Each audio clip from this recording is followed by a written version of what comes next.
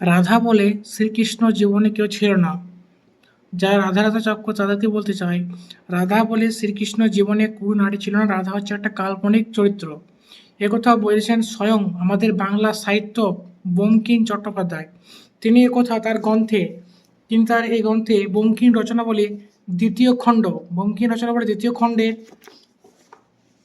468 নম্বর পৃষ্ঠা, দেখেন 468 নম্বর পৃষ্ঠার তিনি এখানে স্পষ্ট করে বলেছেন যে রাধা নামে শ্রীকৃষ্ণ জীবনে কেউ ছিল না। এখানে কি বলা আছে চলুন দেখা যাক। তিনি এখানে বলেছেন যে সমস্ত ভাগবতে কোথাও রাধার নাম নেই। ভাগবত কেন, বিষ্ণু পুরাণ, হরিবংশ, মহাভারত, কোথাও রাধার নাম নেই।